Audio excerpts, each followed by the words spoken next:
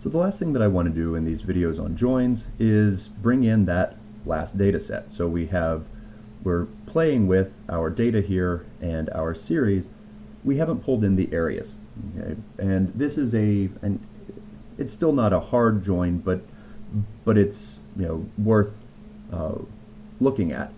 So because it's actually a slightly more complex join than what we had before, because it turns out that there is nothing in here that is exactly a value in here.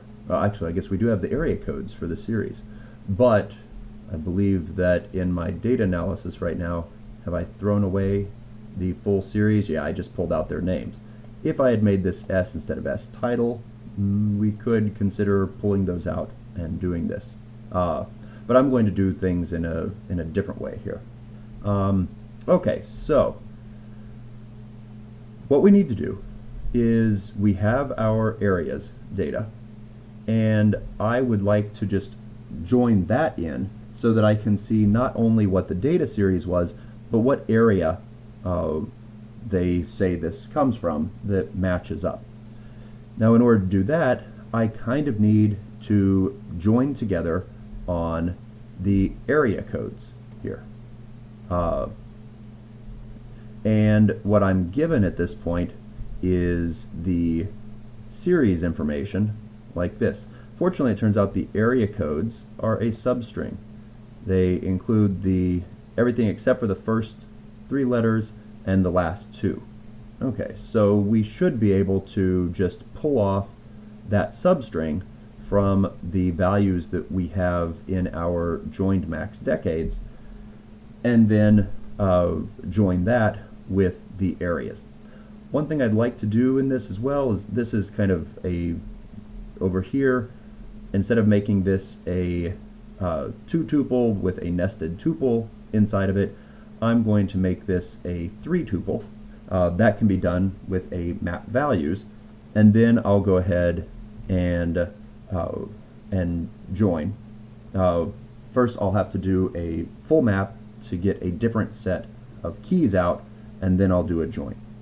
So let's start off by taking our joined max decades. As I said, I don't really like the fact that I have a tuple of tuples for the values here, so I'm going to flatten this out. Instead of having case where I have A and then B and C nested inside of that, I just want to have A, B, C. I think that that will be easier to work with. I keep leaving the S off of map values. Okay. And that's happy.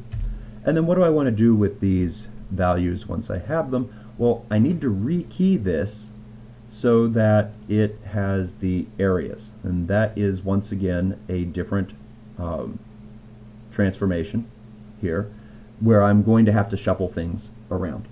So to do that, I'm going to do a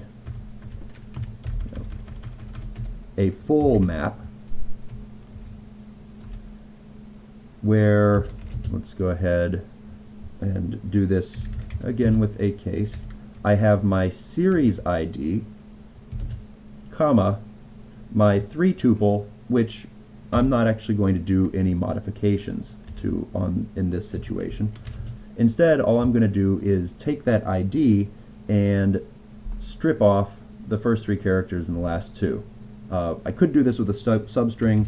I'm actually just going to drop 3 and then drop right 2, because I'm feeling lazy and I don't feel like counting all of those. A substring would be more efficient, so if you were writing this for something where you cared about that efficiency, you should probably do that.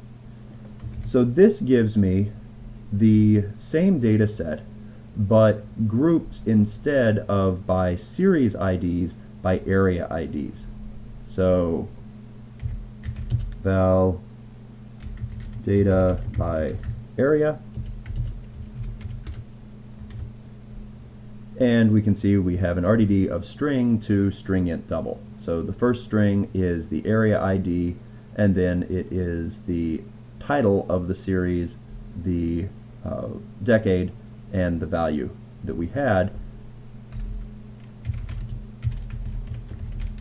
And then our full data could be gotten by taking areas dot join on data by area. Oh, except once again, our areas is not is not a pair. We haven't pulled out the ID. I'm just going to go ahead and do this on one line. Dot map. So for each area, I want the area dot code rocket the full area. Actually, I'm just going to, once again, I'm just going to get the text name for that area. And then that I can join with my data by area.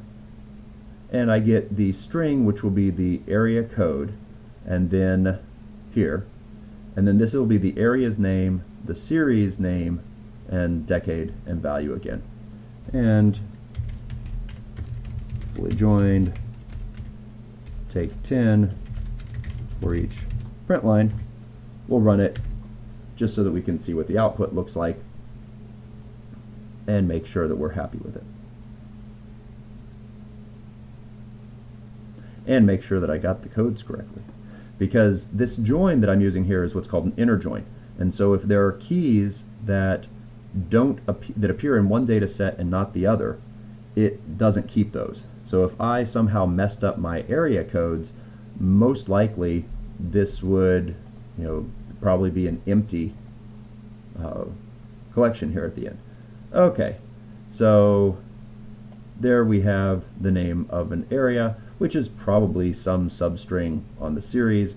I haven't verified that goes through all the way, but I did just want to demonstrate that we could join in multiple data sets, and this was a reasonable way of doing that. There's a lot more that we could explore with this, but this kind of gets across the major points of the joins.